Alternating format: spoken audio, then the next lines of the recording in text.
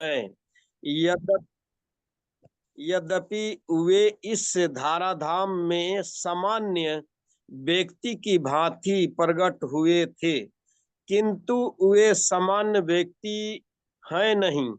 श्रीमद् भागवत में एक 1.120 जब शौनक आदि मुनियों ने सूत गोस्वामी से कृष्ण के कार्यकलापों के विषय में पूछा तो उन्होंने कहा, कृतवान किल कर्मणि सह रमेन केशवः अति मर्तनी भगवान गूढ़ कपट मानुष। भगवान श्री कृष्ण ने बलराम के साथ साथ मनुष्य की भांति क्रीड़ा की और इस तरह प्रच्छन्न रूप में उन्होंने अनेक अति मानवीय कार्य किए। मनुष्य के रूप में भगवान का प्राकट्य मूर्ख को मोहित बना देता है। कोई भी मनुष्य उन अलौकिक कार्यों को संपन्न नहीं कर सकता जिन्हें उन्होंने इस धारा पर करके दिखा दिया था। जब कृष्ण अपने पिता तथा माता वासुदेव तथा देवकी के समक्ष प्रकट हुए तो वे 4 भुजाओं से युक्त थे, किंतु माता पिता की प्रार्थना पर उन्होंने एक सामान्य शिशु का रूप धारण कर लिया। बभू प्रकृति शिशु। भागवत अध्याय 10 10.346। वे एक सामान्य शिशु, एक सामान्य मानव बन गए।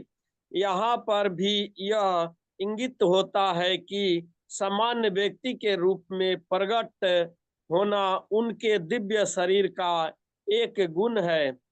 भागवत गीता के 11वें अध्याय में भी कहा गया है कि अर्जुन ने कृष्ण से अपना चतुर्भुज रूप दिखलाने के लिए प्रार्थना की।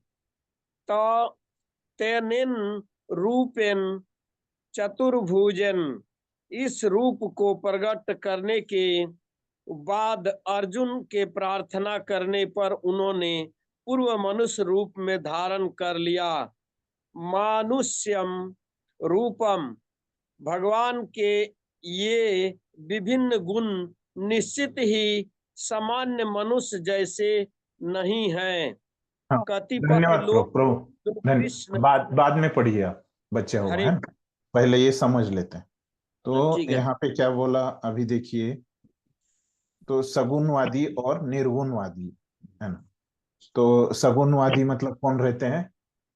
भक्त रहते हैं, है ना। और निर्गुणवादी मतलब मायावादी लोग रहते हैं, है ना? तो अभी मैंने बताया था पहले कि मायावादी लोगों का गलत मानना रहता है ना। क्या रहता है उनका गलत मानना?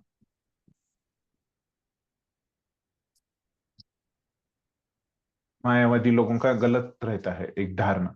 क्या रहता है, कोई बताइए, क्या गलत समझते हैं मायावादी लोग? कि ब्रह्म ज्योति तक ही मतलब कि वो एक निराकार रूप में है।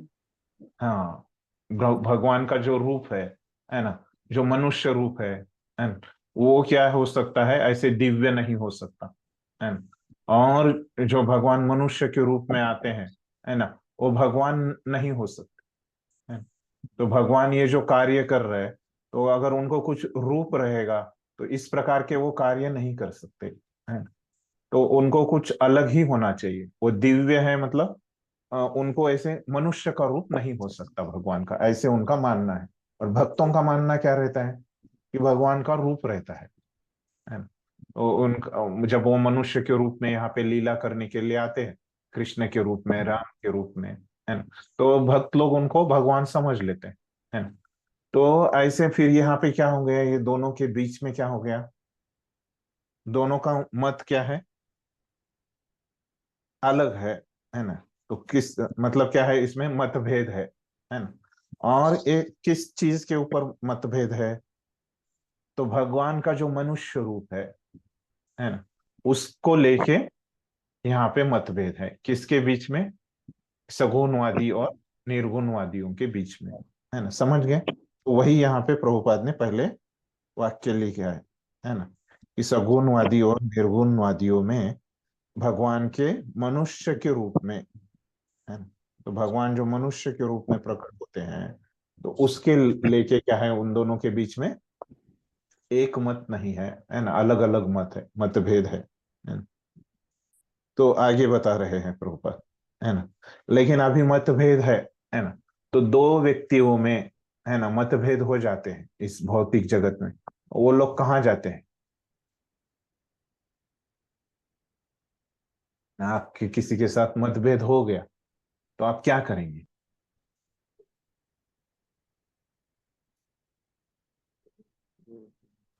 तो जी न्यायालय जाते हैं। हाँ, न्यायालय न्यायालय जाते हैं। न्यायालय में जाते हैं, है ना। तो हमारा कुछ ये होता है तो हम क्या करते हैं, न्यायालय में, कोर्ट में चले जाते हैं, यस। है ना। तो वैसे ही अगर हमारा आध्यात्मिक मतभेद हो जाए, कुछ अभी भक्ति को लेके मतभेद हो गया, तो हम कहाँ जा सकते हैं? तो शास्त्रों में, है ना। तो ग्रंथ। अभी हमको शास्त्रों से समझना पड़ेगा कि क्या है ना, भगवान का मनुष्य रूप है या नहीं है। तो वही बात अभी प्रभुपाद बोल रहे कि हमको गीता भागवत देखना पड़ेगा, है ना, इसमें भगवान क्या बोल रहे हैं, है ना, कि उनका मनुष्य रूप है कि नहीं, है ना। तो भगवान अभी बोल रहे गीता में, है ना, कि मैं तो आता हूँ मनुष्य रूप में। और अभी प्रभुपाद यहाँ पे क्या बता रहे हैं, भागवत से बता रहे हैं, है ना। तो भगवान खुद बोलते हैं, है ना, कि मैं कृष्ण के रूप में आके वहां पे क्रीड़ा करता हूँ, है ना। तो वहां पे आके मैं अति मानवीय कार्य करता हूँ, है ना। तो हमको पता है श्री कृष्ण के लीलाओं में उन्होंने कैसे अति मानवीय कार्य किए, है ना। 7 दिन तक उन्होंने क्या किया, एक पर्वत को उठा लिया, है ना। तो बड़े बड़े राक्षसों को कैसे उन्होंने मारा, है ना, जिनको सामान्य मनुष्य नहीं मार सकता। तो ऐसे कार्य वो मनुष्य रूप में कर सकते हैं। फिर आगे ये शास्त्रों से प्रभुपाद ने बताया। फिर और एक बता रहे प्रभुपाद भागवतम में से। तो ये तो पहले स्कंद से बताया प्रभुपाद ने, कृतवान किल कर्माणि, है ना। लेकिन अभी दशम स्कंद से भी बता रहे भागवतम से। तो क्या बोल रहे वहां से, बभूव प्राकृत शिशु, है ना। तो यहाँ पे बता रहे कि जब भगवान प्रकट हुए थे, है ना, जब उनका जन्म हो गया था देवकी के समक्ष, तो उनको क्या थी, 4 भुजाएं थी, है ना।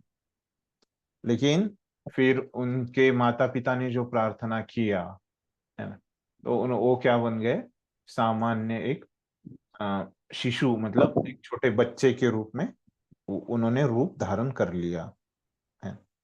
तो इस प्रकार से ये भागवतम में इसका उल्लेख है। तो इसमें भी हमको समझ में आता है कि कैसे भगवान जो है वो एक मनुष्य के रूप को धारण करते, एक छोटे बच्चे का रूप धारण करते जब उनका जन्म हो गया तब, है ना। मतलब उन्होंने मनुष्य के रूप धारण किया है ना?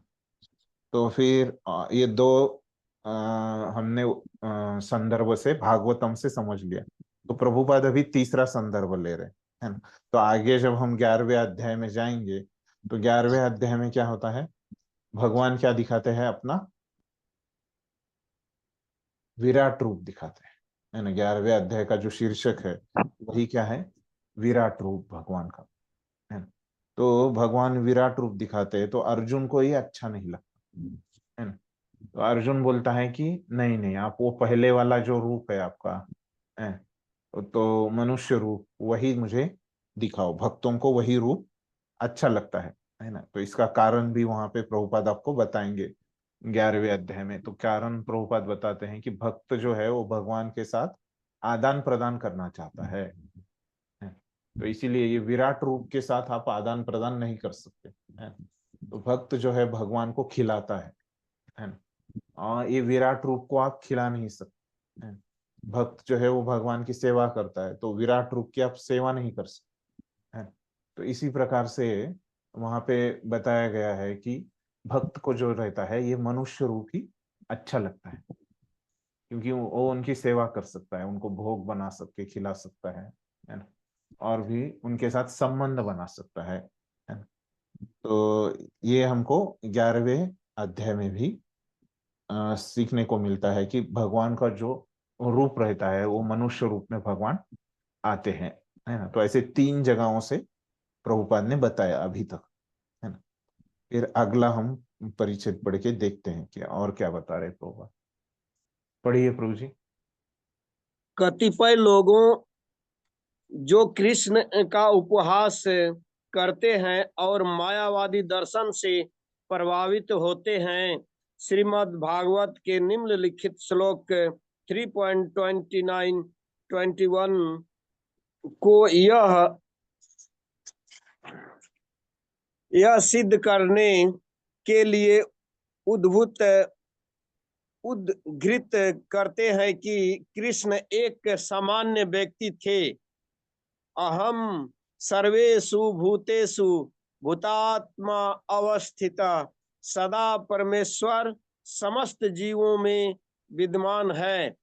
अच्छा हो कि इस श्लोक को हम जीव गोस्वामी तथा विश्वनाथ चक्रवर्ती ठाकुर जैसे वैष्णवाचार्यों से ग्रहण करें, न कि कृष्ण का उपहास करने वाले अनाधिकारी व्यक्तियों को व्याख्याओं से जीव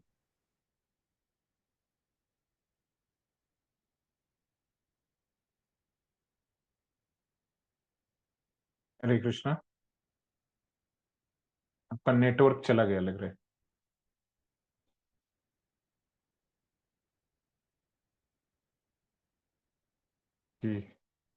जी भगवान की अचरा मूर्ति पर ही ध्यान देता है और अन्य जीवों का सम्मान नहीं करता, वह वृथा ही मंदिर में भगवान की पूजा में लगा रहता है। भागवत भक्तों के 3 प्रकार हैं, जिनमें से नवदीक्षित सबसे निम्न श्रेणी के हैं। नवदीक्षित भक्त अन्य भक्तों की अपेक्षा मंदिर के आचार विग्रह पर अधिक ध्यान देते हैं। अतः विश्वनाथ चक्रवर्ती ठाकुर चेतावनी देते हैं कि इस प्रकार की मानसिकता को सुधारना चाहिए।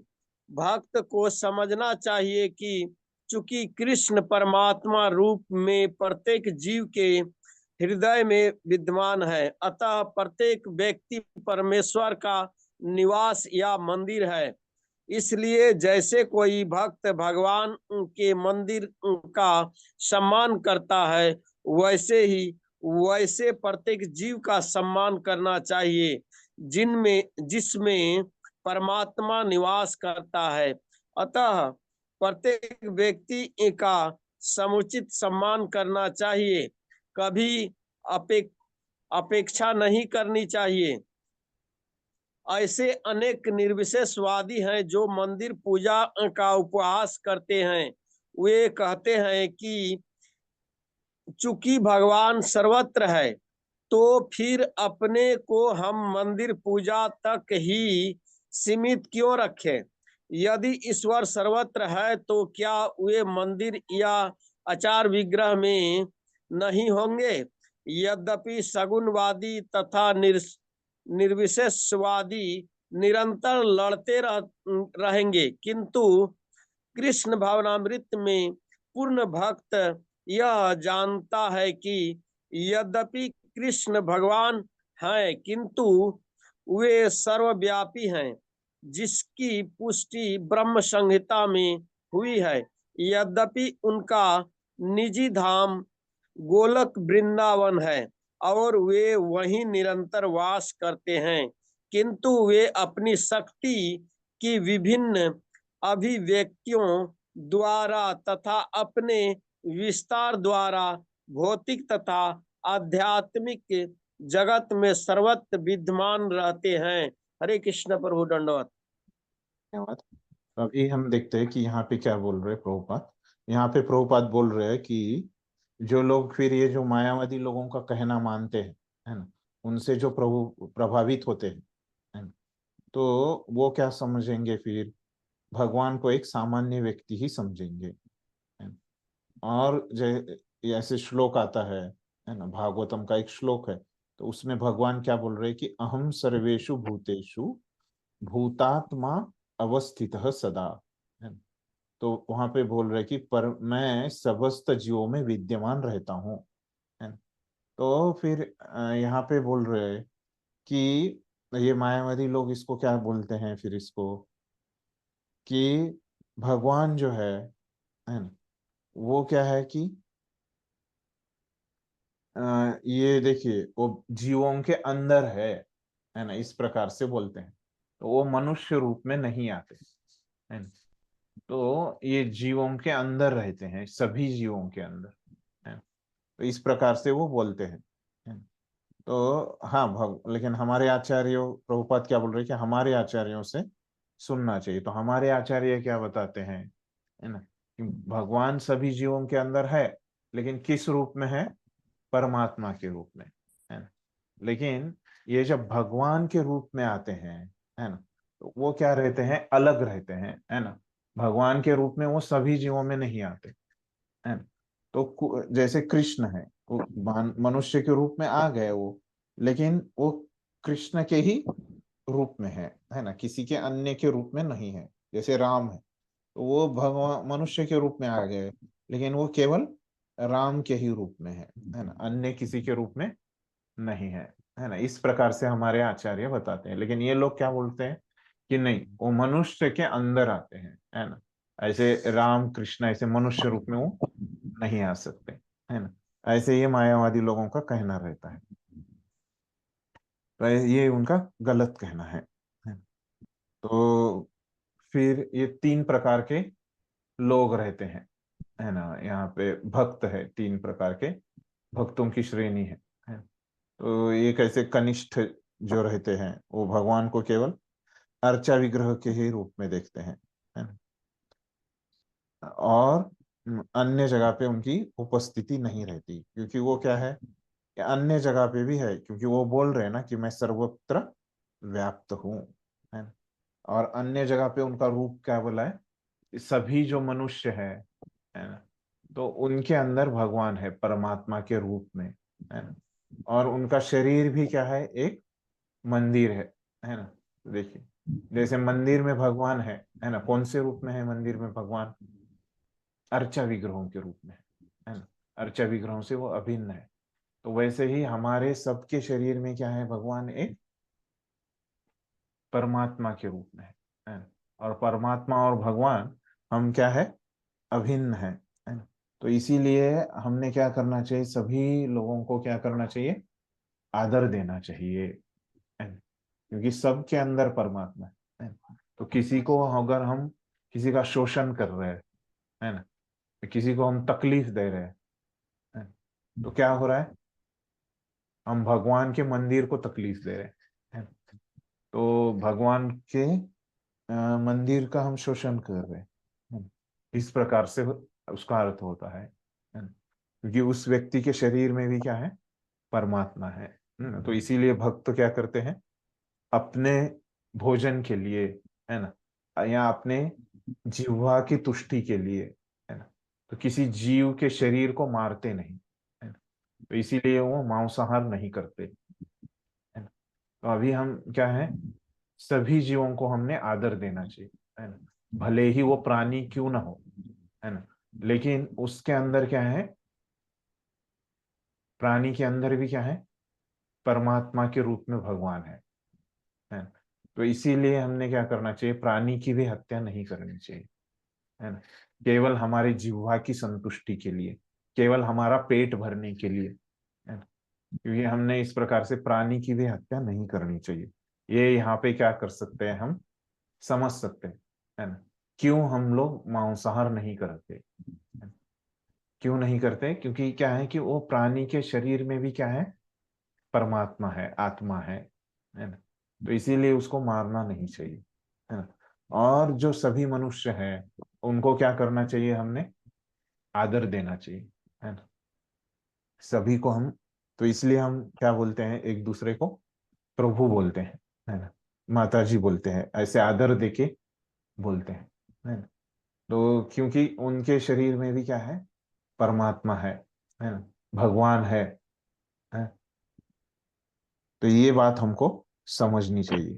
फिर आगे जो मुख्य मुद्दा प्रभुपाद ने बोला है कि कैसे ये मायावादी जो लोग हैं वो क्या करते हैं, ये अर्चा विग्रहों की जो पूजा हमारे मंदिरों में होती है ना, तो उनकी क्या करते हैं ये लोग, निंदा करते हैं, है ना। इस प्रकार से मंदिर पूजा, है ना, उसका उपहास करते हैं, इस प्रकार से बोल रहे प्रभुपाद। तो क्यों इनका उपहास करते हैं वो, तो इसके लिए कारण क्या देते हैं वो लोग, मायावादी लोग। तो प्रभुपाद बोल रहे हैं कि ये मायावादी लोग जो है वो क्या बताते हैं कि भगवान तो हर जगह पे है। तो आप ये पत्थर की या लकड़ी की क्यों पूजा कर रहे हैं, या कोई चित्र है उसकी क्यों पूजा कर रहे हैं, तो भगवान तो सब जगह पे है, सब जगह पे आप पूजा करो, है ना। एक लकड़ी की या चित्र की क्यों आप पूजा कर रहे हैं, है ना। इस प्रकार से ये मायावादी लोग बोलते हैं। तो प्रभुपाद उनको कैसे जवाब दे रहे हैं, है ना।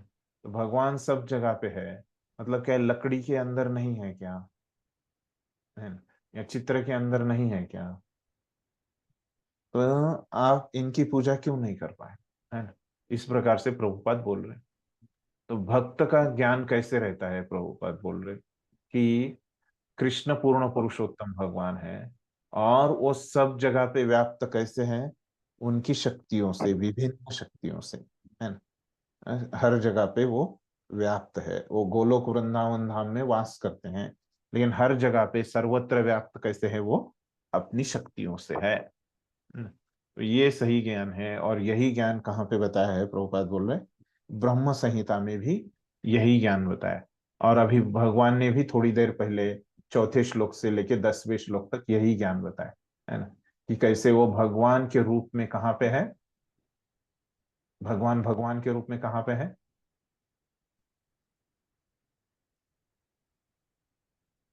बताइए कोई। गोलोक वृंदावन में। गोलोक वृंदावन में, है ना। और बाकी सब जगह पे कैसे, कौन से रूप में है वो, ब्रह्म ज्योति के रूप में। हाँ। और अंतरंगा ये कैसे, शक्ति। हाँ, ब्रह्म ज्योति, और ये ब्रह्म ज्योति का रूप कैसे आता है, उनकी शक्तियों से, है ना। तो इस प्रकार से वो हर जगह पे वो व्याप्त है ना? तो यहाँ पे हमारा ये तात्पर्य पूरा हो जाता है। तो यहाँ तक किसी को कुछ प्रश्न है?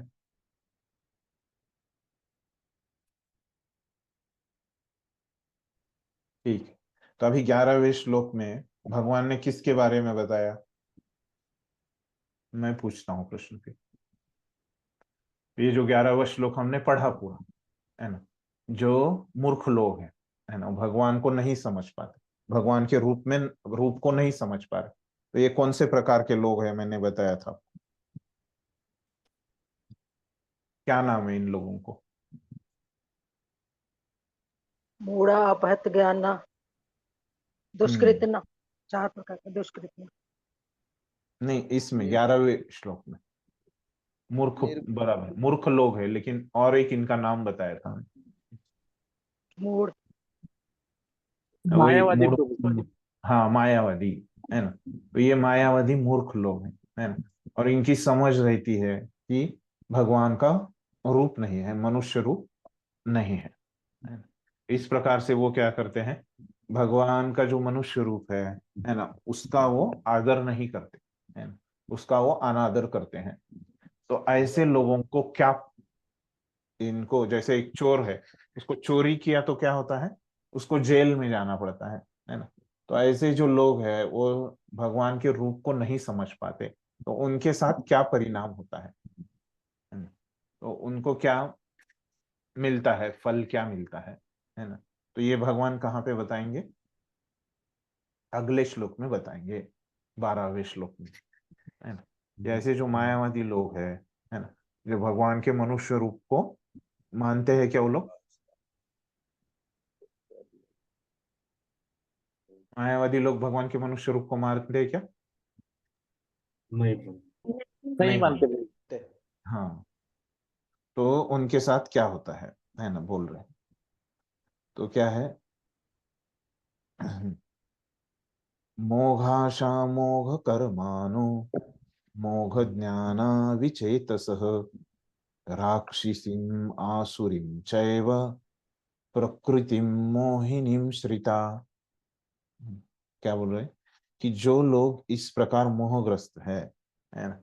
तो मोहग्रस्त मतलब क्या है कि होश में नहीं है ना? तो ये जिस प्रकार से ये लोग मोहग्रस्त होने के कारण भगवान के रूप को ये लोग मानते नहीं है ना, और वे आसुरी तथा नास्तिक विचारों के प्रति आकृष्ट होते हैं।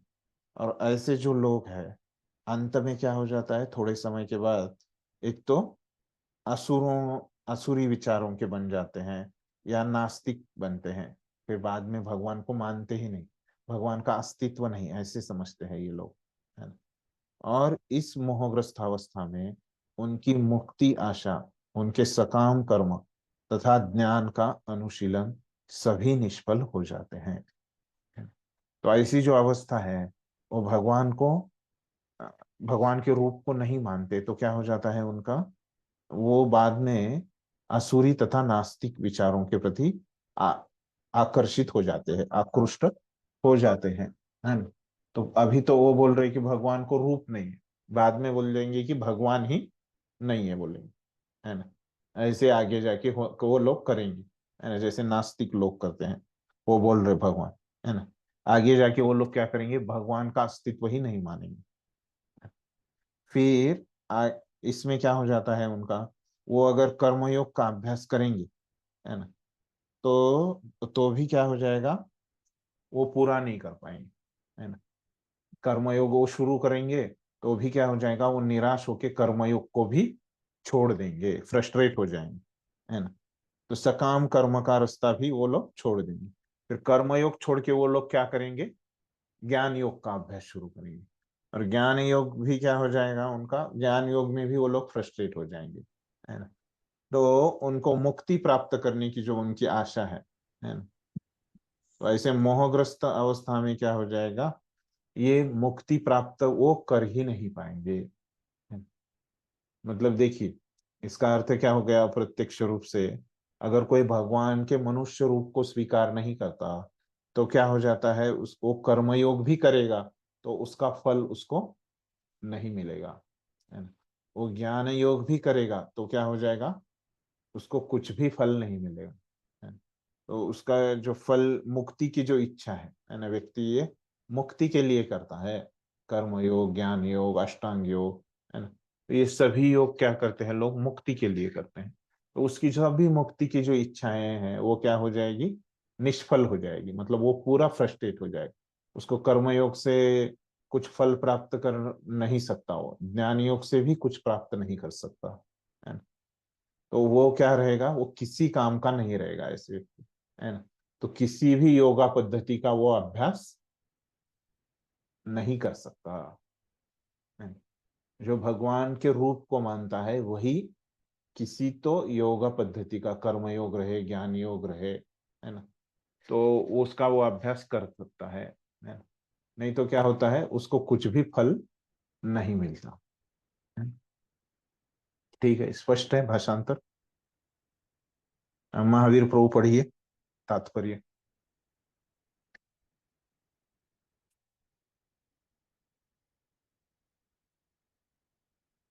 कि वो नहीं है शायद, अभी किसको देने का वैकुंठ सेवक को। हरे कृष्ण प्रभु, दंडवत प्रणाम। मेरा वीडियो फर्स्ट हो गया है प्रभु। हाँ हाँ ठीक है, ये पढ़िए, आपका रेंज नहीं आ रहा है ना। हाँ, हाँ इसलिए तात्पर्य पढ़िए।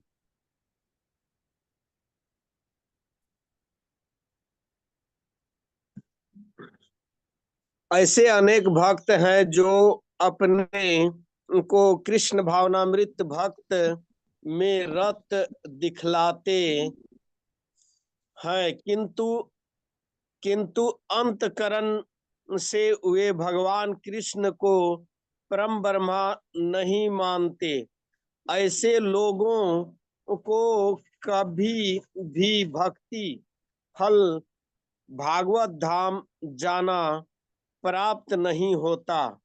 इसी प्रकार जो पुण्य कर्मों में लगे रहकर अंत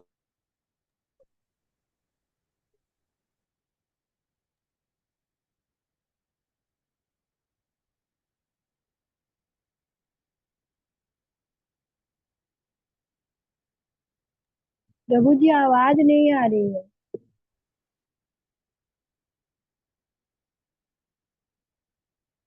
का डिस्कनेक्ट हो गया लग रहा है नेटवर्क। बेटे किसी और को बोलिए वैकुंठ सेवक को। हरे कृष्ण प्रभु, मैं पढ़ूं प्रभु जी? हाँ हाँ पढ़िए। हरे कृष्ण प्रभु। ऐसे अनेक भक्त हैं जो अपने को कृष्ण भावनामृत तथा भक्ति में रत दिखलाते हैं, किंतु अंतकरण से वे भगवान कृष्ण को परम ब्रह्म नहीं मानते। ऐसे लोगों को कभी भी भक्ति फल भगवत धाम गमन प्राप्त नहीं होता। इसी प्रकार जो पुण्य कर्मों में लगे रहकर अंततः इस भव बंधन से मुक्त होना चाहते हैं, वे भी सफल नहीं हो पाते, क्योंकि वे कृष्ण का उपहास करते हैं। दूसरे शब्दों में, जो लोग कृष्ण पर हंसते हैं उन्हें आसुरी या नास्तिक समझना चाहिए। जैसा कि 7वें अध्याय में बताया जा चुका है, ऐसे आसुरी दुष्ट कभी भी कृष्ण की शरण में नहीं जाते। अतः परम सत्य तक पहुंचने के अनेक मानसिक चिंतन उन्हें इस मिथ्या परिणाम को प्राप्त कराते हैं कि सामान्य जीव तथा कृष्ण एक समान है। ऐसी मिथ्या धारणा के कारण वे सोचते हैं कि अभी तो यह शरीर प्रकृति द्वारा केवल आच्छादित है, और ज्यों ही व्यक्ति मुक्त होगा तो उसमें तथा ईश्वर में कोई अंतर नहीं रह जाएगा। कृष्ण से समता का यह प्रयास भ्रम के कारण निष्फल हो जाता है। इस प्रकार का आसुरी तथा नास्तिक ज्ञान अनुशीलन सदैव व्यर्थ रहता है। यही इस श्लोक का संकेत है। ऐसे व्यक्तियों के लिए वेदांत सूत्र तथा उपनिषदों जैसे वैदिक बाड़मय के ज्ञान का अनुशीलन सदा निष्फल होता है। अतः भगवान कृष्ण को सामान्य व्यक्ति मानना हरे घोर कृष्णा अपराध है। प्रभु जी, हाँ, बचा हुआ बात इतना समझ के लेते हैं। यस प्रभु, हरे कृष्ण। हाँ, तो अभी ये परिच्छेद में क्या बोल रहे हैं प्रभुपाद कि ऐसे अनेक भक्त रहते हैं, तो वो ऊपर ऊपर से क्या दिखाते हैं बस, है ना, कि हम भक्ति में है ना, लेकिन हृदय से अंतःकरण से वो क्या करते हैं, कृष्ण को वो भगवान मानते ही नहीं, परब्रह्म नहीं मानते, है ना, किसी और को ही परब्रह्म मानते हैं, नहीं तो खुद को ही भगवान मानते हैं, है ना। बस वो ऊपर ऊपर से करते हैं, नाम जप करते हैं, भगवान की पूजा करते हैं, लेकिन वो कृष्ण को भगवान मानते ही नहीं, है ना। तो ऐसे लोगों को बारे में प्रभुपाद क्या बोल रहे हैं कि भक्ति फल, है ना, तो इनको इनकी जो भक्ति कर रहे हैं वो कुछ भी नहीं इनको मिलेगी, है ना। तो भगवान ने ऊपर में क्या बताया कि भगवान के रूप को जो नहीं मानते वो कर्मयोग का भी फल नहीं प्राप्त कर सकते, ज्ञान योग का भी फल नहीं प्राप्त कर सकते। तो प्रभुपाद अभी यहाँ पे जो भगवान ने नहीं बताया वो बता रहे कि प्रभुपाद ने बताया कि अभी वो लोग भक्ति योग का भी फल नहीं प्राप्त कर सकते, है ना। तो ये बात प्रभुपाद ने एक्स्ट्रा यहाँ पे बताई है। तो इस प्रकार जो पुण्य कर्मों में लगे रहकर अंततोगत्वा इस भवबंधन से मुक्त होना चाहते हैं, वे भी सफल नहीं हो पाते। तो अभी फिर से जो भगवान ने बताया, है ना, जो कर्म करके क्या करना चाहते हैं, पुण्य कर्म करके वो स्वर्ग में जाना चाहते हैं, यहाँ से मुक्त होना चाहते हैं, है ना, तो वो कर्मयोगी है ना? तो दूसरे शब्दों में जो लोग कृष्ण पर हंसते हैं, है ना, तो कृष्ण जब मनुष्य रूप में आते हैं तो लोग उन पे ऊपर हंसते हैं, है ना, उन्हें आसुरी या नास्तिक समझना चाहिए, है ना। तो ऐसे जो लोग हैं इनको क्या समझना चाहिए, आसुरी और नास्तिक, ऐसे प्रभुपाद बता रहे हैं। फिर आगे वो बताते हैं, जैसे 7वें अध्याय में हमने पढ़ा कि आसुरी दुष्ट कभी कृष्ण की शरण में नहीं आते। हमने देखा कि 4 प्रकार के लोग जो आसुरी है ना, ये सब वृत्ति वाले लोग भगवान की शरण में नहीं आते। अतः परम सत्य तक पहुंचने के उनके मानसिक चिंतन उन्हें इस मिथ्या परिणाम को प्राप्त कराते हैं कि सामान्य जीव तथा कृष्ण समान है। तो वो अगर कृष्ण को भगवान नहीं समझते तो वो क्या समझ रहे हैं, एक सामान्य जीव और भगवान इनको समान ही समझ रहे है ना। तो ये उनकी गलत धारणा है, मिथ्या धारणा है ना। तो इसके कारण वे सोचते हैं कि अभी तो वह शरीर प्रकृति के द्वारा केवल आच्छादित है और जो ही व्यक्ति मुक्त होगा तो उसमें तथा ईश्वर में कोई अंतर नहीं रह जाए। वो लोग नहीं मानते है ना, मुक्ति के बाद हम पूर्णत्व हमको मिल जाएगा, हम लोग भी भगवान बन जाएंगे, हम भगवान में विलीन हो जाएंगे, ऐसे मानते हैं। भक्त लोग क्या बोलते हैं कि हमको मुक्ति मिलेगी, हम भगवान के धाम में भी जाएंगे, तो क्या करनी है, हमको भगवान की सेवा ही करनी है ना। ऐसे भक्तों की धारणा होती है ना। तो भक्त क्या बोलते हैं कि हम भगवान के क्या है, निरंतर दास हैं, हम शाश्वत दास है ना, नित्य दास है। जीवेर स्वरूप है कृष्णेर नित्य दास है ना। ऐसे नहीं है कि मुक्ति प्राप्त करने तक दास है ना, बाद में वो क्या बनने वाला है, ईश्वर बनने वाला है, दास नहीं है ना। ऐसे नहीं है, हमेशा के लिए ये क्या होने वाला है, जीव जो है वो दास। क्या है, दास ही है ना, कभी वो ईश्वर नहीं बनने वाला है ना। तो इस प्रकार से तो ये इनकी गलत धारणा होती है ये मायावादी लोगों को। फिर तो इसीलिए इनको किसी भी चीज का फल नहीं प्राप्त होता। और आगे प्रभुपाद क्या बोल रहे हैं कि यही हमको इस श्लोक में सीखने को मिल रहा है। तो ये कुछ भी करे ये लोग है ना, सकाम कर्म करे या शास्त्रों का अभ्यास करे है ना, या भक्ति करे है ना, तो इनका सब कुछ निष्फल ही हो जाता है ना। इस प्रकार से ये पहले परिच्छेद में बताया प्रभुपाद ने, है ना। तो अनन्य भक्त प्रभु आप पढ़िए आगे का। हरे कृष्ण प्रभु जी। अतः भगवान कृष्ण को सामान्य व्यक्ति मानना घोर अपराध है। जो ऐसे करते हैं वे निश्चित रूप से मोहग्रस्त रहते हैं, क्योंकि वे कृष्ण के शाश्वत रूप को नहीं समझ पाते। ब्रह्म विष्णु स्मृति का कथन है, यो वेति भौतिकम देहम कृष्णस्य परमात्मा स सर्वस्माद् बहिष्कार्य श्रोतस्य विधानतः मुखम तस्य वलोकयापि सचेलम स्त्रामनमाचरेत। जो कृष्ण के शरीर को भौतिक मानता है उसे श्रुति तथा स्मृति के समस्त अनुष्ठानों से वंचित कर देना चाहिए। यदि कोई भूल से उनका मुंह देख ले तो उसे तुरंत गंगा स्नान करना चाहिए, जिससे छूत दूर हो सके। लोग कृष्ण की हंसी उड़ाते हैं क्योंकि वे भगवान से ईर्ष्या करते हैं। उनके भाग्य में जन्म जन्मांतर नास्तिक तथा असुर योनि में रहे आना लिखा है। उनका वास्तविक ज्ञान सदैव के लिए भ्रम में रहेगा और धीरे धीरे वे सृष्टि में के गहनतम अंधकार में गिरते जाएंगे। हरे कृष्ण। धन्यवाद। तो देखिए अभी प्रभुपाद आगे क्या बता रहे हैं कि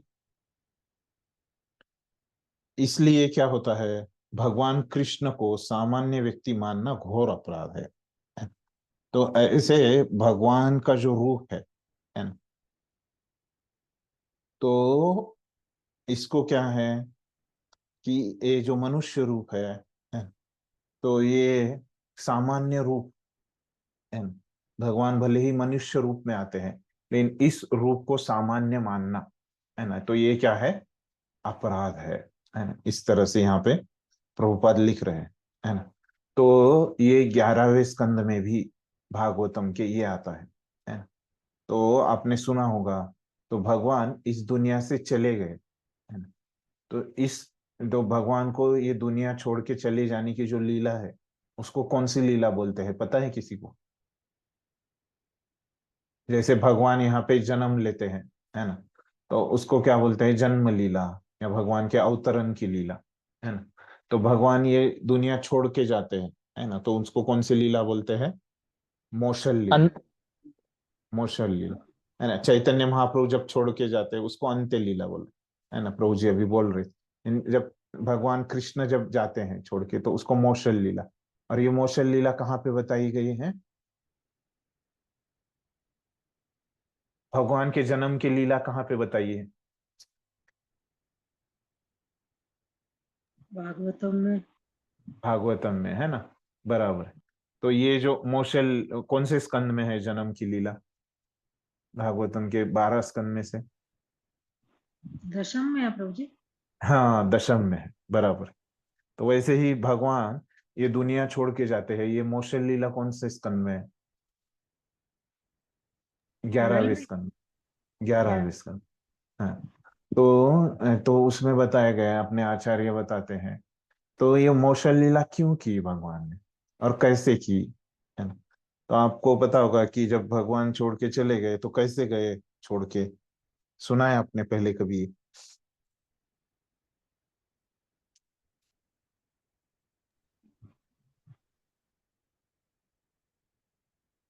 कहाँ यस पे प्रभु छोड़ के जी, चले गए? उन्होंने वो किया था ना, यादवों को आपस में संघर्ष करा के, लड़ा के। हाँ, यादवों के आ, आपस में उन्होंने संघर्ष किया और यादव चले गए, है ना। फिर वो खुद कैसे चले गए? सारी तो तीर लगने के कारण। मान लग गया था हाँ, भगवान कृष्ण। हाँ, हाँ, तीर लग गया था, है ना। कैसे लगा था तीर, पता है किसी? एक बहेलिया ने मारा था ना प्रभु जी। बहेलिया उसने मतलब? पिछले, वो हरे कृष्ण शिकारी। प्रभु। हाँ, शिकारी, हाँ, शिकारी, है ना। तो ऐसे उनका एक शिकारी ने तीर मारा था उनके, है ना। तो भगवान ने फिर इस तरह से ही क्यों चुना, तो हमारे आचार्य बताते हैं कि बहुत सारे इसमें कारण है। तो यहाँ पे वो एक कारण बताते हैं कि जब उनके पैर में तीर लगा तो वहां पे क्या हो गया था, भगवान के पैर से क्या आ रहा था, ऐसे उनका पैर है, हाँ, ब्लड आ ऐसे रहा था, उनके पैर में एक तीर लगा तो क्या आ रहा था उसमें से? खून आ रहा था ना उनका खून पैर। आ रहा था, है ना। तो भगवान को हमने देखा कि भगवान भले ही मनुष्य रूप में आए, है ना, तो हमारे जैसे सब मनुष्यों को अगर तीर लगेगा, गोली लगेगी, तो क्या हो जाएगा, उसमें से खून आ जाएगा, है ना। लेकिन भगवान को हमने देखा कि वो क्या है, कि सामान्य नहीं है, हमारे जैसे है क्या, वो नहीं है ना। तो भगवान को अगर तीर लगा तो वो दिव्य होने के कारण ऐसे खून आना चाहिए था क्या? नहीं प्रभु जी। हाँ, लेकिन यहाँ पे खून आ रहा है ना। तो ऐसे क्यों किया भगवान ने, ताकि कुछ लोग क्या करें कि ऐसे समझे, जो भक्त नहीं है वो क्या समझेंगे कि भगवान भी क्या है, एक सामान्य व्यक्ति ही है। भक्त तो समझेंगे कि ये तो भगवान की लीला है, मोशल लीला, इसीलिए इसको नाम ही क्या दिया है, लीला का नाम दिया है, मोशल लीला। तो लेकिन वास्तविकता में क्या है कि भगवान वो दिव्य है। तो यहाँ पे कुछ लोग क्या समझते हैं, भगवान के शरीर को वो सामान्य समझते हैं, है ना। तो अभी ये जो भगवान यहाँ से चले जाते हैं, ये दुनिया छोड़ के चले जाते हैं, है ना। तो ये कौन से समय पे चले जाते हैं ये दुनिया छोड़ के?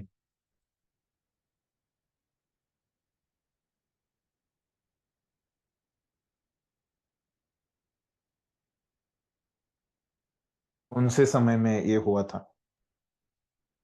त्रेता युग में।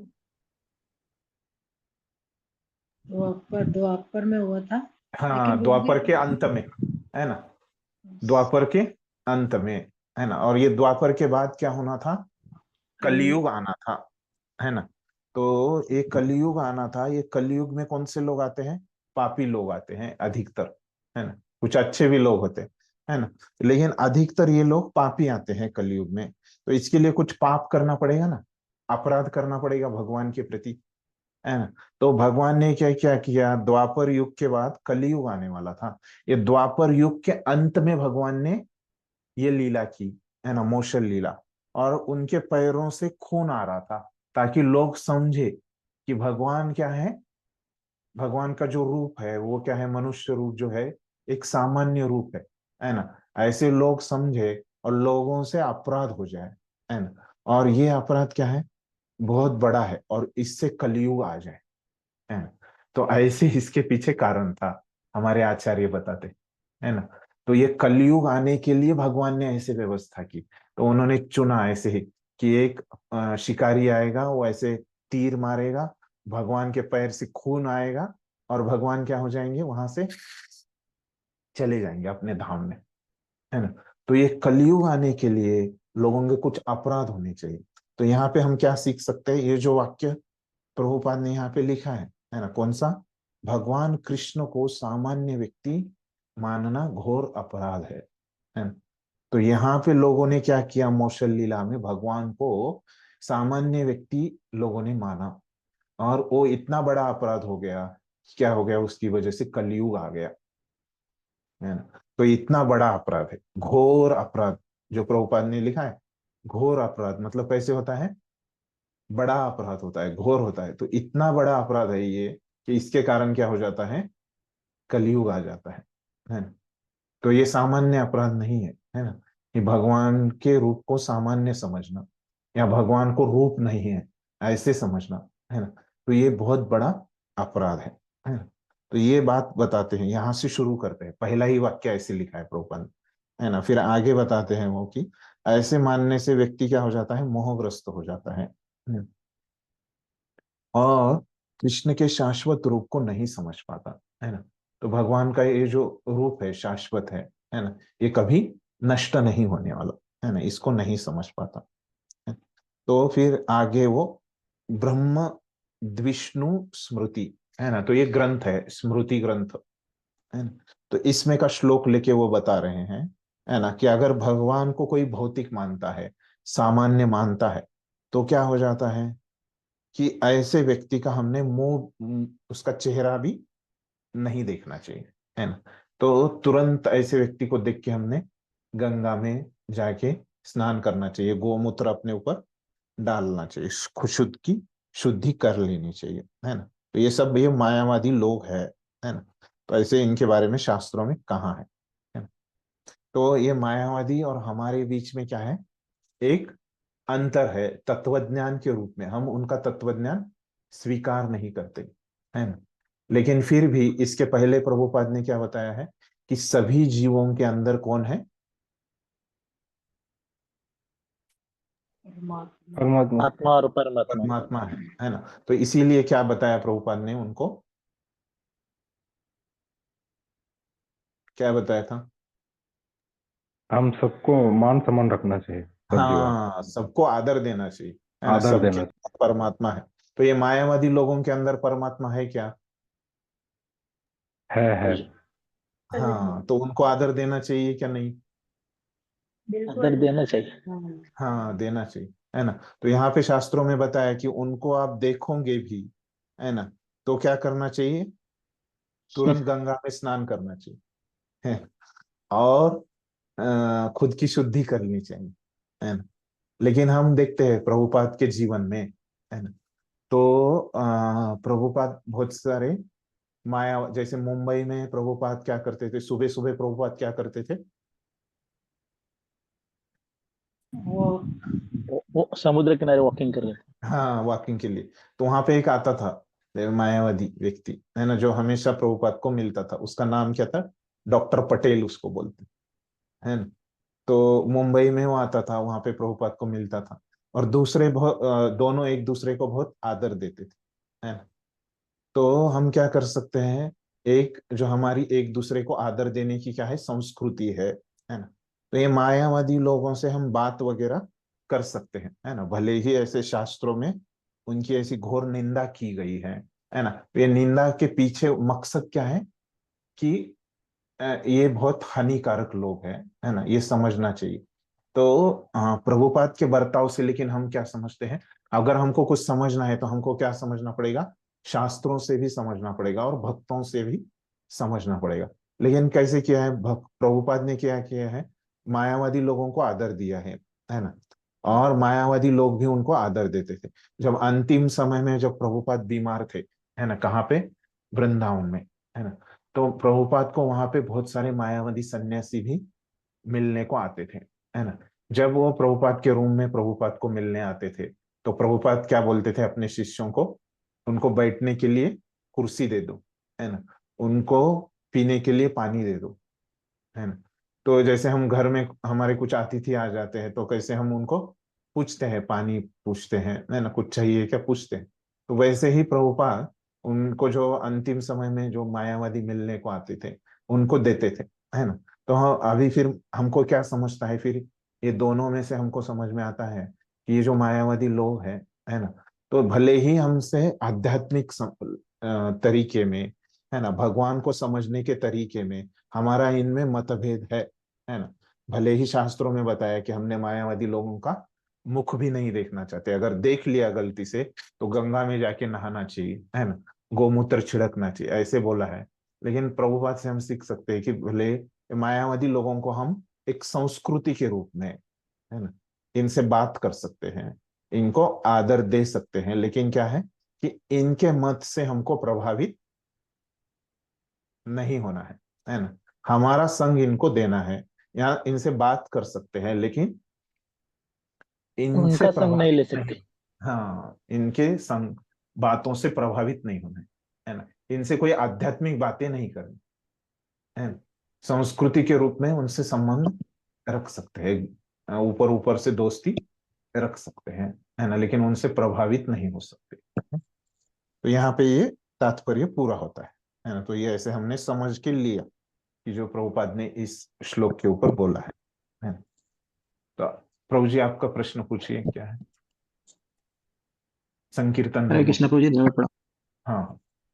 प्रभु जी, यहाँ पे जैसे प्रभुपाद जी ने जो बोला है हम्म अपने तात्पर्य में, उसमें हम्म एक चीज और है प्रभु जी, जो अभी आपने भी बताई है कि भगवान जो है जो भगवान के जो शरीर था वो दिव्य था, हम्म तो फिर भी उनके पैर में जब वो उस शिकारी ने तीर मारा तो उनके रक्त स्राव हुआ, जिसकी वजह से वो इसलिए हुआ क्योंकि वो चाहते थे कि लोग उनको, वो जो मायावादी हैं उनको आम व्यक्ति समझें और हम्म अपराध में लिप्त हो। तो ये हम्म लीला प्रभु जी, भगवान जो लीला भगवान ने जो करी है, वो लीला जानबूझ के करी है कि वो जो मायावादी हैं और उसमें अंधकार में जाए और उनके पाप कर्म बढ़े ताकि हम्म कलयुग आए। ये एक तरफ तो हम प्रभु जी भगवान को मानते हैं कृपा सिंधु हैं, और एक तरफ ये हम्म। लीला जो हो रही है ये मतलब कलयुग के आने में हेल्प कर रही है ताकि और व्यक्ति ऐसे पाप कर्म करते रहें। इसका ये थोड़ा सा प्रभु जी यहाँ पे मतलब थोड़ा अंडरस्टैंडिंग हम्म, नहीं हो पा रही हम्म। है। तो ऐसे है प्रभु जी कि कैसे ये जो कारण बताया मैंने, है ना, कि कलयुग में बहुत सारे कारण है ना, मैंने बताते समय बताया कि बहुत सारे कारण हैं, लेकिन ये हमारे आचार्यों ने बताए हैं वहां पे, है ना। लेकिन उसमें से एक कारण है, ऐसे नहीं कि इसी कारण के लिए केवल भगवान ने लीला की, है ना। वो लीला करने के बहुत सारे कारण थे, उसमें एक कारण है ना। तो ऐसे नहीं कि इसी कारण के लिए लीला की। अभी भगवान का यहाँ पे काम खत्म हो गया था, भगवान अवतार क्यों लेते हैं, तो उनका काम क्या रहता है। भगवान ने हमको भगवत गीता में क्या बोला कि परित्राणाय साधुना विनाशाय च दुष्कृता, है ना। तो ये काम हो गया था, है ना। तो कौरवों को उन्होंने मार दिया था, असुरों को, है ना। विनाशाय च दुष्कृता, दुष्कृतियों का उन्होंने विनाश कर दिया था, और पांडव वहां पे राजा बन गए थे, है ना। तो जो साधु लोग हैं, है ना, तो भगवान का यहाँ पे आने का उद्देश्य पूरा हो गया था, तो उनको जाना था, है ना, यहाँ से, है ना। तो जिस काम के लिए वो आ गए वो काम तो पूरा हो गया था, तो अभी उनको जाना है। तो अभी इस तरह से ये इसका उत्तर हो गया। अभी आपका जो दूसरा प्रश्न था कि भगवान ये कलयुग के आने में मदद कर रहे हैं, ऐसे लग रहा है हमको यहाँ पे, है ना, ये लीला से। तो देखिए, और भगवान का दूसरा नाम क्या है, कृपा सिंधु, है ना। तो इसको कैसे समझे, ये पहले इसका तो उत्तर मिल गया आपको, है ना। तो अभी दूसरे प्रश्न में जाते हैं। तो अभी देखिए, भगवान कृपा सिंधु है, तो हमको यहाँ पे इस भौतिक जगत में जन्म कैसे मिलता है प्रभु जी। हमको जन्म क्योंकि कैसे प्रभु जी हम मिलता है? पाप कर्म करते हैं, पाप कर्म पिछले करते हैं, इसकी हमारे वजह से यहाँ कर्मों पे के हिसाब से, कर्म है ना। कर्म। पुण्य कर्म यस प्रभु करते हैं तो भी मिलता है ना। तो जी मतलब हमारे जी पिछले जन्मों से मिलता है, पाप करते हैं या पुण्य करते हैं, है ना, कुछ भी करते हैं, है ना। तो वैसे ही बहुत सारे जो जी जीवात्मा जी है ना, तो उनके कर्म इस तरह से है कि उनको जन्म क्या मिलना चाहिए? कलयुग में मिलना चाहिए, है ना। तो एक जीवात्मा ने बहुत जी सारे पाप कर्म किए हैं, तो उसको सतयुग में जन्म देंगे क्या आप? सतयुग में नहीं देंगे? प्रभु जी, नहीं देंगे, है ना। उसने नहीं कर्म ही नहीं ऐसे किए हैं कि उसको कलयुग में जन्म मिलना है ना। तो भगवान अभी कलयुग नहीं लेके आएंगे, है ना। तो वो जीवात्मा का क्या होगा जिसने इतने पाप कर्म किए? वो किधर जाएगा जीवात्मा? जी प्रभु तो इसीलिए भगवान को क्या है यहाँ पे, एक उनके ऊपर कंपल्शन है, एक उनको लाना ही अनिवार्यता यहाँ पे आ जाती है ना। तो ये कलयुग का आना क्या है, अनिवार्य है, इसको कोई टाल नहीं सकता। नहीं सकता। ये कलयुग नहीं आएंगे, है ना। तो ये कलयुग भी लेके आना क्या है, भगवान की एक कृपा है कृपा ना। तो ये कलयुग नहीं आएगा तो सब बिगड़ जाएगा, है ना। जो पापी जीवात्मा है उनको शरीर ही नहीं मिलेगा, वो वैसे ही रहेंगे जीवात्मा के रूप में जिन्होंने पाप कर्म किया है। तो ये बहुत आवश्यक है कलयुग का आना भी, है ना। तो इसीलिए भगवान वैसे करते हैं, है ना। भगवान की इच्छा नहीं। तो जैसे जो बच्चे रहते हैं वो पढ़ाई नहीं करते, है ना, तो उनको शिक्षक क्या करते हैं, फेल कर देते हैं, अनुत्तीर्ण करते हैं। दंड देते हैं। यस तो यस ये प्रभु करना जरूरी है क्या? नहीं जरूरी है। नहीं तो जरूरी क्या हो, जरूरी है। बच्चे पढ़ाई ही नहीं करेंगे। सब बच्चे अगर पास हो जाएंगे तो कोई पढ़ाई ही नहीं करेगा ना। तो कुछ लोगों यस को प्रभु फेल करना भी जरूरी है, और जो फेल हो गए उनको उसी स्टैंडर्ड में रखना भी जरूरी है ना। सबको पास नहीं करना चाहिए। तो इस प्रकार से ये भगवान का कार्य हम समझ सकते हैं। ठीक। ठीक है प्रभु जी, हरे कृष्ण। तो अभी हमने देखा इस श्लोक में भगवान ने क्या बताया, कि क्या बताया 12वें श्लोक में, मैंने बताया पहले, आपको क्या समझ में आ गया 12वें श्लोक में क्यों बताया ये 12वां श्लोक भगवान ने?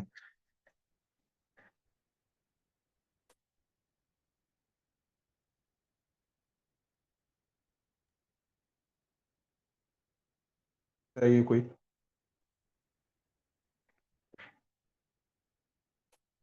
क्या विषय है 12वें श्लोक का? मोहग्रस्त और नास्तिक लोगों के बारे में बताया। हाँ, तो ये कब हो जाता है, व्यक्ति मोहग्रस्त कब हो जाता है? जब वो भगवान के प्रति अपराध करता है, घोर अपराध करता है, तो वो हाँ, तो मोहग्रस्त कौन सा अपराध है वो? घोर अपराध। हाँ, वो कौन सा है घोर अपराध, वो कब हो जाता है अपराध वो? भगवान कृष्ण को सामान्य आसुरी और व्यक्ति मानना। नास्तिक। हाँ, भगवान कृष्ण के जब वो मनुष्य रूप में आते हैं तो उनको क्या समझना, सामान्य व्यक्ति समझना, है ना। तो उनके साथ क्या हो जाता है ना, वो नास्तिक हो जाते हैं। और वो कुछ भी कर्मयोग करे, ज्ञान योग करे, भक्ति योग करे, तो उसका फल उनको मिलता है क्या? मिलता है। नहीं नहीं, मिलता। नहीं मिलता। नहीं मिलता, कर्मयोग नहीं करे, मिलता ज्ञान प्रभु जी, योग करे, भक्ति योग का फल उनको नहीं मिलता, नहीं निष्फल हो नहीं मिलता। जाता है। मिलता। हाँ, तो ये बताया मतलब किसके, ये जो मायावादी लोग हैं भगवान के शरीर को जो लोग सामान्य समझते हैं उनके साथ क्या होता है ना। अगर संक्षिप्त में बताना है ना, तो भगवान के शरीर को जो एक सामान्य व्यक्ति का शरीर समझते हैं, ऐसे लोगों के साथ क्या होता है, ये हमको कहाँ समझ में आ गया, 12वें श्लोक में, है ना। तो अभी जो लोग भगवान के शरीर को सामान्य नहीं समझते, है ना, जो समझते हैं उनके लिए 12वां श्लोक है ना। जो भगवान के मनुष्य शरीर को क्या समझते हैं, दिव्य समझते हैं, है ना, सामान्य नहीं समझते, वो कौन रहते हैं, भगवान कौन के रहते भक्त रहते हैं। हैं, भगवान के भक्त रहते हैं। तो अभी ये भक्तों के लिए अगला श्लोक है ना। पहला अभक्तों के लिए बताया, मायावादियों के लिए। तो भक्तों के साथ क्या होता है, जो भगवान के शरीर को क्या समझते हैं, मनुष्य रूप में भी आते हैं, है ना, वो क्या है, दिव्य है ना। तो अभी वो भक्तों के लिए बोल रहे है ना, जो इसको नहीं समझते, सामान्य नहीं समझते मनुष्य शरीर को। तो क्या है वो श्लोक? महात्मानस्तु माम पार्थ दैवीं प्रकृतिमाश्रिता भजन्ति अनन्य मनसो ज्ञात्वा भूतादिमव्ययम्। तो क्या बोल रहे भक्तों के लिए? हे पार्थ, मोह मुक्त है ना। तो मायावादी लोग कैसे रहते हैं? मोह युक्त है ना। और भक्त कैसे है? मोह मुक्त है ना, मोह से परे है, मोह से मुक्त है। मोह मुक्त महात्मा जन, तो भक्तों को क्या बोला है? महात्मा बोला है ना। महात्मा जन दैवी प्रकृति के संरक्षण में रहते हैं, है? तो ये महात्मा क्या रहते हैं? भौतिक प्रकृति में नहीं आते ये, है ना। कहाँ पे आते हैं ये? भगवान की दैवी प्रकृति में। हाँ, तो उनका दूसरा नाम क्या है दैवी प्रकृति का? भगवान की कौन सी शक्ति है ये? कौन सी शक्ति? दैवी प्रकृति मतलब अंतरंगा शक्ति। हाँ, अंतरंगा शक्ति है ना। अंतरंग वे पूर्णतः भक्ति में निमग्न रहते हैं, है ना। तो कहाँ पे उनका काम क्या रहता है? भक्ति में निमग्न मतलब भक्ति में पूरे डूबे रहते हैं, है ना। क्योंकि वे मुझे आदि तथा अविनाश भगवान के रूप में जानते हैं। क्यों ऐसे वो लोग भक्ति कर पा रहे हैं? क्योंकि वो जानते हैं कि भगवान ही क्या है, मनुष्य रूप में जो आते हैं वही भगवान है, और वो सभी चीजें, सबके आदि क्या है, वो वही है ना। और उनका कभी विनाश नहीं होने वाला, अविनाशी है ना। तो जानते हैं कि सभी चीजें जो है वो भगवान से ही आ रही है। सभी चीजों के आदि, आदि मतलब क्या है? स्रोत है ना, उद्गम है ना। तो सभी चीजों के उद्गम कौन है? भगवान ही है ना। तो सभी चीजों के उद्गम भी भगवान ही है, और सभी चीजों, भगवान के इस दिव्य शरीर का कभी विनाश नहीं होने वाले, वो अविनाशी है ना? तो इस प्रकार से भगवान ने बताया है भक्तों की समझ क्या रहती है, और वो कहाँ पे आते हैं? अंतरंगा शक्ति में, है ना। मतलब भगवान की दैवी प्रकृति में, है ना, ये भक्तगण आते हैं। इस प्रकार से भगवान इस 13वें श्लोक में बताते हैं, है ना।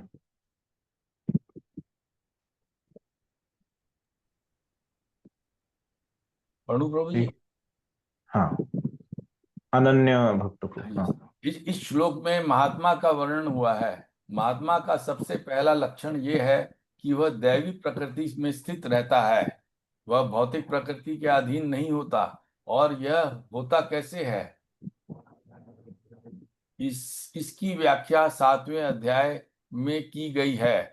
जो भगवान श्री कृष्ण की शरण ग्रहण करता है वह तुरंत भौतिक प्रकृति के वश से मुक्त हो जाता है। यही वह पात्रता है। जो ही कोई भगवान का शरणागत हो जाता है वह भौतिक प्रकृति के वश से मुक्त हो जाता है। यही मूलभूत सूत्र है। तटस्थ शक्ति होने के कारण जीव ज्यों ही भौतिक प्रकृति के वश से मुक्त होता है त्यों ही वह आध्यात्मिक प्रकृति के निर्देशन में चला जाता है। आध्यात्मिक प्रकृति का निर्देशन की दैवी प्रकृति कहलाती है। इस प्रकार से जब कोई भगवान के शरणागत होता है तो उसे महात्मा पद की प्राप्ति होती है। हरे कृष्ण। हाँ, इतना समझ लेते हैं। तो देखिए, महात्मा शब्द इस श्लोक में आया है, हमने देखा है ना। तो इनके लक्षण क्या होते हैं वो प्रभुपाद बता रहे। तो वो पहला लक्षण क्या है कि वो दैवी प्रकृति में स्थित रहता है ना। ये भगवान ने ही बताया लक्षण इस महात्मा का। फिर वो भौतिक प्रकृति के अधीन नहीं होता, वो हम समझ सकते हैं। यह होता कैसे है? दैवी प्रकृति के तो ये प्रभुपाद पूछ रहे हैं। अपने को म्यूट रखिए। तो हाँ, तो देखिए, अभी भगवान ने क्या बताया कि ये महात्मा जो रहता है ये दैवी प्रकृति में स्थित रहता है। और फिर हम समझ सकते हैं कि वो भौतिक के अधीन नहीं होता। तो ऐसा क्यों होता है प्रभुपाद हमको पूछ रहे। है ना। ऐसे होता कैसे है ना, कैसे होता है ऐसे। इसके ये भगवान ने इसका उत्तर दिया है कैसे होता है ना, 7वें अध्याय में, है ना। क्यों ऐसे व्यक्ति दैवी प्रकृति में चला जाता है? क्योंकि भगवान की शरण लेता है वो व्यक्ति, है ना, भक्ति करता है ना। शरण लेता है, कैसे हम भगवान की शरण लेंगे? भक्ति करके, है ना?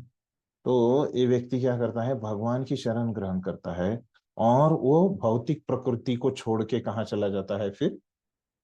आध्यात्मिक प्रकृति में, है ना। तो वो व्यक्ति शरणागत है, मतलब वो भक्त है भगवान का, है ना। तो भक्त जो है भगवान को शरण लेने से उनकी ये भौतिक प्रकृति को छोड़ के कहाँ जाएगा? आध्यात्मिक प्रकृति में चला जाएगा, है ना। भक्त जो जीवात्मा रहता है वो कहाँ पे रहता है? तटस्थ शक्ति पे रहता है ना? तो इसको क्या बोलते हैं? कभी कभी बिडाल भित्ति का न्याय, है ना। तो ये बिडाल भित्ति का न्याय क्या रहता है? जैसे अगर बिल्ली है ना, तो ये ऐसे एक दीवार है, देखिए, है ना। और ये दीवार के ऊपर ऐसे यहाँ पे क्या बैठी है? बिल्ली बैठी है ना। तो ये दीवार को दो बाजुएं होती है ना, एक उधर की बाजू, एक इधर की बाजू, है ना। तो ये बिल्ली क्या कर सकती है? क्या कर सकती है? इधर भी कूदी मार सकती है दीवार से नीचे, है ना, और इधर भी कूदी मार सकती है। तो वैसे जीव का वैसे ही रहता है। जीव क्या है? ये बिल्ली जैसे ये दीवार के ऊपर बैठी है, तो जीव भी यहाँ पे बीच में रहता है ना। तो वो क्या करता है? वो एक बार अंतरंगा शक्ति में भी जा सकता है ना भगवान की, या बहिरंगा शक्ति में भी आ सकता है, क्योंकि जीव क्या है? तटस्थ शक्ति है ना। वो इधर भी जा सकता है, उधर भी जा सकता है। अगर वो इधर जाएगा, भगवान की शरण लेगा, तो वो कहाँ पे आएगा? दैवी शक्ति में, दैवी प्रकृति में, है ना। तो ये बात यहाँ पे प्रभुपाद बता रहे कि जीव जो है वो तटस्थ शक्ति है। तो वो भौतिक में भी जा सकता है और आध्यात्मिक में भी जा सकता है। तो अगर वो अंतरंगा में जाएगा, भगवान को शरण लेगा, तो क्या हो जाएगा? वो महात्मा बन जाएगा, है ना। ये बात अंत में महात्मा पद की प्राप्ति उसको हो जाएगी, है ना। अगला पढ़िए प्रभु। महात्मा अपने ध्यान को कृष्ण के अतिरिक्त अन्य किसी ओर नहीं ले जाता, क्योंकि वह भलीभांति जानता है कि कृष्ण ही आदि परम पुरुष समस्त कारणों के कारण है। इसमें तनिक भी संदेह नहीं। ऐसा महात्मा अन्य महात्माओं या शुद्ध भक्तों की संगति से प्रगति करता है। शुद्ध भक्त तो कृष्ण के अन्य स्वरूपों तथा चतुर्भुज महाविष्णु रूप से भी आकृष्ट नहीं होते। वे ना तो कृष्ण के अन्य किसी रूप से आकृष्ट होते हैं, ना ही वे देवताओं या मनुष्य के किसी रूप से की परवाह करते हैं। वे कृष्ण भावनामृत में केवल कृष्ण का ध्यान करते हैं। वे कृष्ण भावनामृत में केवल कृष्ण का ध्यान करते हैं। वे कृष्ण भावनामृत में निरंतर भगवान की अविचल सेवा में लगे रहते हैं। धन्यवाद। तो अभी क्या बोल रहे प्रभुपाद कि तो महात्मा जो है ना, अपना ध्यान उधर उसका किस में रहता है? कृष्ण के ऊपर ही रहता है। कृष्ण को छोड़ के, है ना, वो अन्य किसी और नहीं ले जाता, है ना। क्यों ऐसे हो जाता है? क्योंकि वो भक्ति करते रहता है ना, पहले बताया। महात्मा जो रहता है वो भक्ति करता है, और भक्ति से क्या रहता है? वो भगवान को शरणागत रहता है ना? तो भक्ति करने से क्या हो जाता है? उसका जो ध्यान रहता है वो पूरा कृष्ण के ऊपर ही रहता है ना, और किसी चीज के ऊपर नहीं रहता, है ना? क्यों क्यों ऐसे वो करता है? क्योंकि वो जानता है कि कृष्ण ही क्या है? इतने महान है ना। सभी चीजें उनकी ही आ रही है ना। सभी कारणों के कारण भी वही है ना। तो इसीलिए जीवों ने क्या करना चाहिए? उनकी भक्ति करना चाहिए, वो जानता है ना।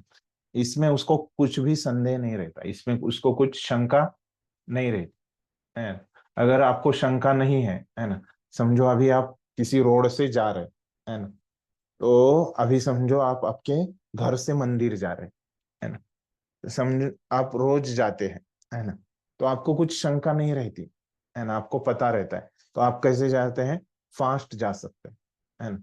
लेकिन अभी समझो आप वृंदावन चले गए या मायापुर चले गए और आप वहां पे होटल में अपने रूम लिया है भाड़े से, है ना, और वहां पे आप रह रहे हैं और वहां से आपको मंदिर जाना है ना। तो क्या करेंगे आप, पूछ पूछ के जाएंगे, बीच बीच में आपको शंका रहती है ना, कि इधर जाना है, लेफ्ट जाना है कि राइट जाना है ना। तो उसी प्रकार तो ये जो भक्त रहता है वो हमेशा वही करते रहता है ना। तो इसलिए उसको कुछ शंका नहीं रहती, है ना, इसलिए वो फास्ट वो भक्ति करता है ना। तो ऐसा जो भक्त है, महात्मा है, अन्य महात्मा या शुद्ध भक्तों की संगति से प्रगति करता है ना। तो अभी ये जो भक्त है एकदम ही वो बड़ा भक्त नहीं है ना। शुरुआत में वो भक्ति कर रहा है ना। तो वो अकेले भक्ति करता है क्या, नहीं करता, है ना। तो वो कैसे करता है, दूसरे भक्तों के साथ रह के ही करता है ना? तो दूसरे जो वरिष्ठ भक्त हैं, है ना, उनके साथ वो रहेगा, है ना, उनके श्रवण करेगा, उनसे श्रवण करेगा और वो भक्ति करेगा, है ना। तो शुद्ध भक्त तो कृष्ण के अन्य स्वरूपों तथा चतुर्भुज महाविष्णु रूप से भी आकृष्ट नहीं होते हैं, है ना। तो ये शुद्ध भक्त जो रहते हैं वो केवल क्या करते रहते हैं, कृष्ण के रूप से ही आकृष्ट होते हैं, है ना। तो उनको महाविष्णु की भी पूजा वो नहीं करते, केवल कृष्ण की पूजा, है ना। वे न तो कृष्ण के अन्य किसी रूप से आकृष्ट होते हैं, न ही वे देवता या मनुष्य के किसी रूप की परवाह करते। तो अन्य किसी भी रूप से वो अपना ध्यान उधर नहीं रखते, अपना ध्यान केवल कृष्ण के ऊपर ही रखते हैं और ऐसे ही अविचल भाव से सेवा करते हैं। ठीक है, इस प्रकार से ये जो भक्तों के बारे में महात्मा है ना, जो लोग भगवान के रूप को समझ पाते हैं, है ना, तो इनके बारे में 2 श्लोकों में भगवान बता रहे हैं। तो उसमें से एक श्लोक हमने पढ़ लिया, है ना। तो ये महात्मानस्तु माम पार्थम दैवीं प्रकृतिम आश्रित, है ना, भजन्ति अनन्य मनसो ज्ञात्वा भूतादिम अव्ययम, है ना। इस प्रकार से भगवान ने बोला हूं, है ना, वो जानते हैं इस प्रकार भगवान और अव्यय के रूप में है ना। तो और एक श्लोक बोला है महात्माओं के लिए, भक्तों के लिए, वो क्या है, ये भक्त करते क्या है ना, वो क्या करते हैं, सततम कीर्तयन्तो माम यतन्तश्च दृढ़व्रता नमस्यन्तश्च माम भक्त्या नित्ययुक्ता उपासते। तो ये भक्त दिन भर क्या करते हैं, है ना, क्या करते हैं, सततम कीर्तयन्तो माम, है ना, सतत क्या करते हैं, वो भगवान का कीर्तन करते हैं, मेरी महिमा का नित्य कीर्तन करते हैं, हुए दृढ़ संकल्प के साथ प्रयास करते हुए। तो ऐसे नहीं कि अपने आप उनसे हो सकता है, ऐसे नहीं है। तो ये महात्मा लोग कैसे करते हैं कीर्तन, दृढ़ संकल्प के साथ करते हैं, है ना। तो इनको भी क्या करना पड़ रहा है, दृढ़ संकल्प करना पड़ रहा है ना। मुझे नमस्कार करते हुए कीर्तन करते हैं और क्या करते हैं, भगवान को नमस्कार करते हैं और भगवान की पूजा करते हैं, है ना? मतलब क्या करते हैं, संक्षिप्त में अलग अलग पद्धतियों से क्या करते रहते हैं, पूरा दिन भर क्या करते रहते हैं, भगवान की भक्ति करते रहते हैं, है ना। और ये भक्ति क्या अपने आप हो जाती है क्या, उनसे, महात्माओं से नहीं हो जाती अपने आप, उसके लिए उनको क्या करना पड़ता है,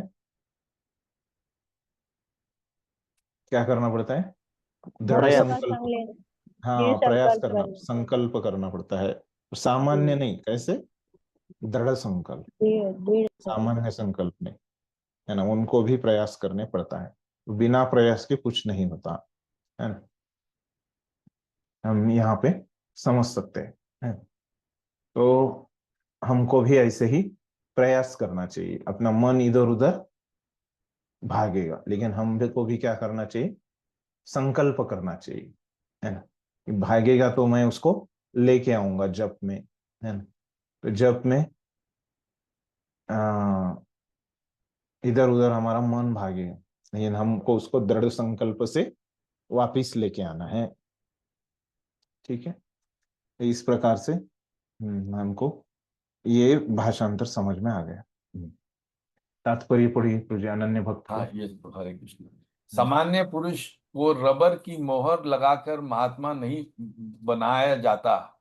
यहाँ पर उनके लक्षणों का वर्णन किया गया है।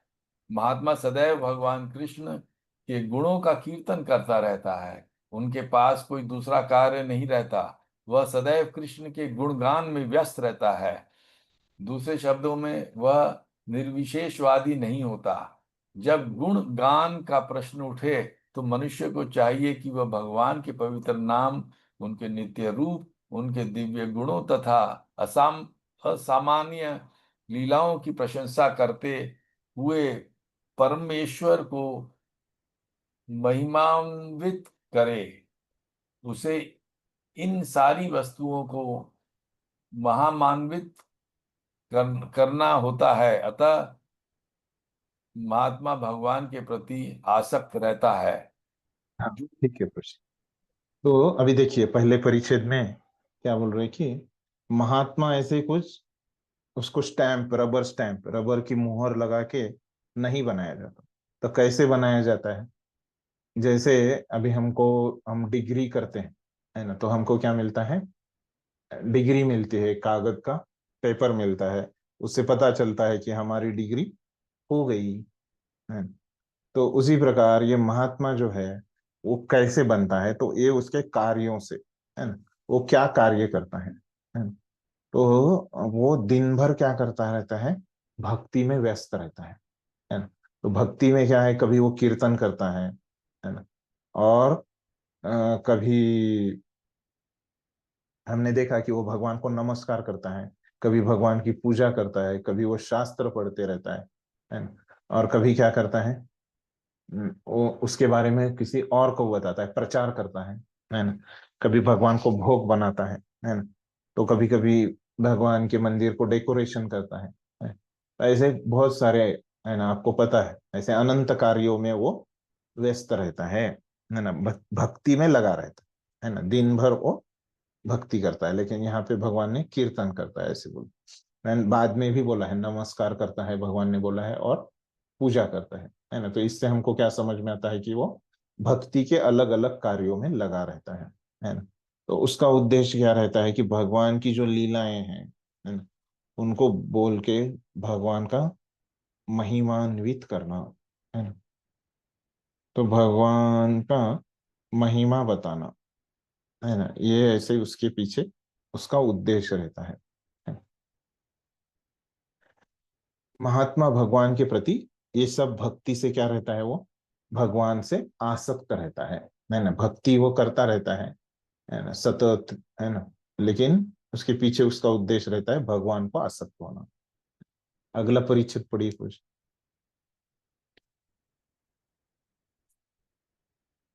धन्य भक्त प्रो।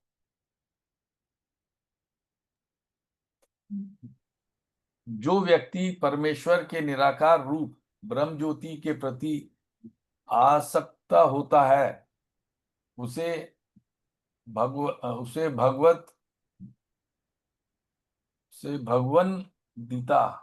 दिता में महात्मा नहीं कहा गया। उसे अगले श्लोक में अन्य प्रकार से वर्णित किया गया है। महात्मा सदैव भक्ति के विविध कार्यों में यथा विष्णु के श्रवण कीर्तन में व्यस्त रहता है, जैसा कि श्रीमद् भागवत में उल्लेख है।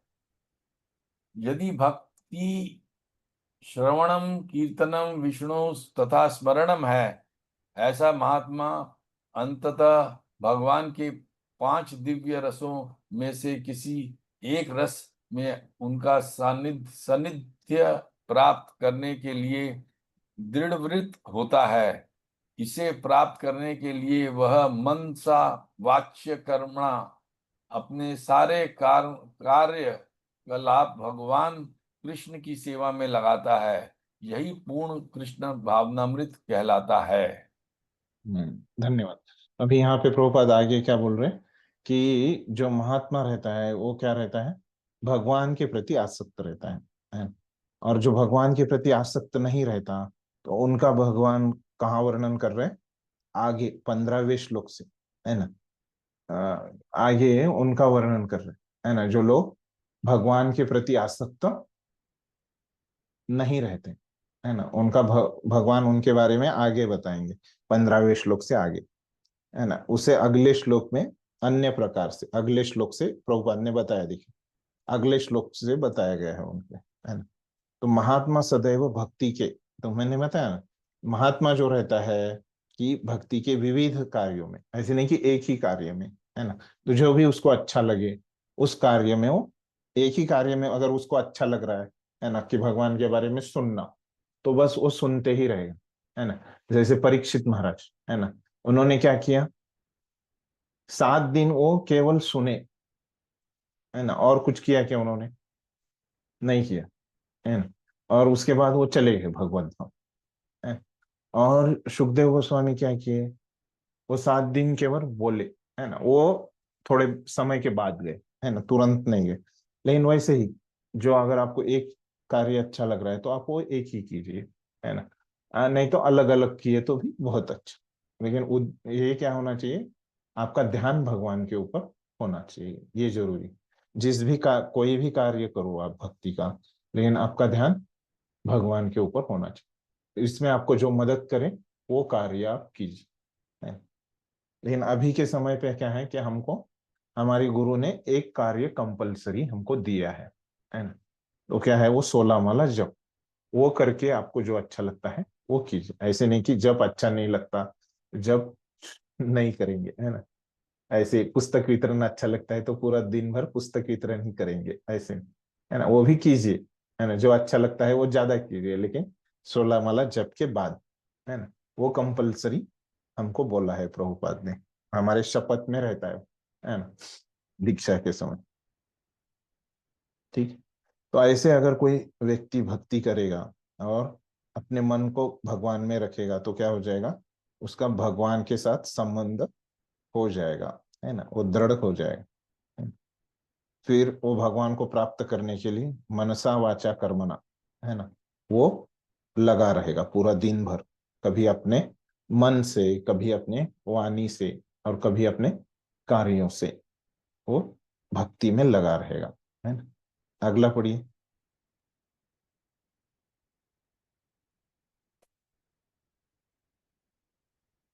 म्यूट पे है प्रभु जी आप, अनन्य भक्तों म्यूट निकालिए।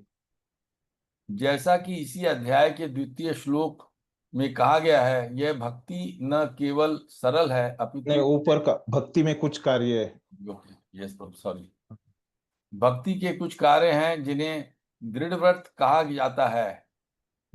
यथा प्रत्येक एकादशी को तथा भगवान के आविर्भाव दिवस जन्माष्टमी पर उपवास करना, ये सारे विधि विधान महान आचार्यों द्वारा उन लोगों के लिए बनाए गए हैं जो दिव्य लोक में भगवान का सानिध्य प्राप्त करने के इच्छुक हैं। महात्मा जन इन विधि विधानों का दृढ़ता से पालन करते हैं, फलतः उनके लिए वांछित फल की प्राप्ति निश्चित रहती है। आगे पढ़ लो प्रभु। हाँ। जैसा कि इसी अध्याय के 2 श्लोक में कहा गया है, यह भक्ति न केवल सरल है अपितु इसे सुख पूर्वक किया जा सकता है।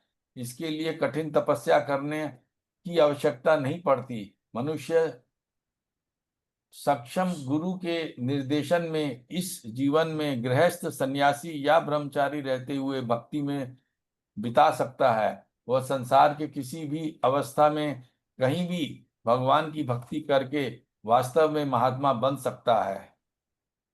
धन्यवाद।